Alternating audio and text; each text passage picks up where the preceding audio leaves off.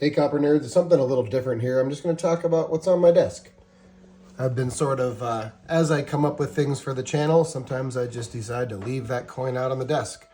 You've definitely seen some of my colonial paper currency. We have a Maryland 2/3 of a dollar note from 1774. And then we have a $2 United Colonies note from 1775, when the colonies were banding together to have some common currency and trade. The colonies had their own denominations and own money, and that didn't always work out real well. So when we started standardizing things a bit, before the United States started producing currency, we had some United Colonies money. It's a hard times token. I had pulled it out and conserved it a little bit. It's the one that has the turtle and the donkey. And I don't know my hard times tokens all that well. I just enjoy the imagery on it.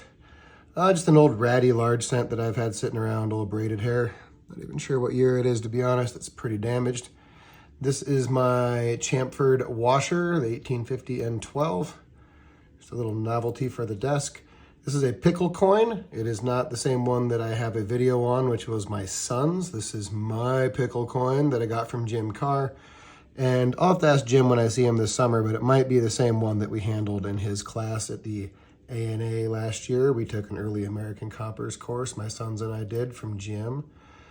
A little matron head, 1819. This is the one I was showing off about how overbrushing a coin can damage some of your toning and give you a two-tone appearance like this. This was damaged when I got it. I'm not sure exactly what caused it. The 1847 large cent that we did some conservation of to get that green growth off the reverse. So this one's got a whole couple of videos dedicated to it. A $5 Indian 1911 gold piece, back when we used to carry and trade gold and silver in daily commerce, which is cool. This is 50 pesos from Mexico. It is, I believe, the largest gold coin to circulate. It has got well over an ounce of gold in it. Something like an ounce and a quarter, if I'm not mistaken. The Rasmussen S35, which has been the subject of a lot of videos lately, along with some discussion about how somebody has overbrushed it or polished it or something, and the surfaces do need to tone back up. They're just kind of blotchy, and that appears in several videos lately as well.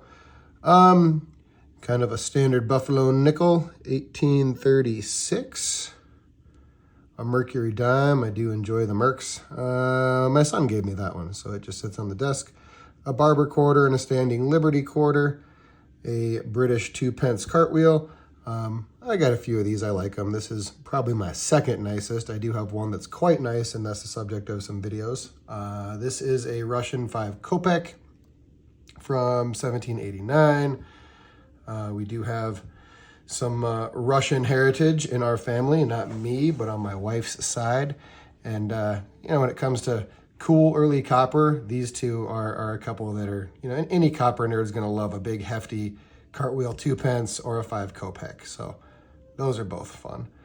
And then some pocket pieces that I carry around sometimes, but it's a 2015 American Silver Eagle that my dad had given me at one point.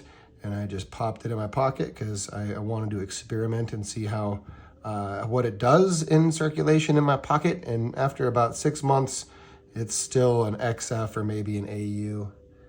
And then we've got a generic Silver Buffalo round and a Mexican Onza. These are beautiful. I carried it a bunch, and even though I've handled it and it's been beat around, it still has pretty strong luster. The Mexican Mint was making some pretty great stuff back there in, what was this, 1980? So that's kind of an overview of what's on my desk. Just figured some people might be wondering what they're seeing in the background there because I don't usually talk about them. So there you have it. Thanks for checking in. Catch you in the next one.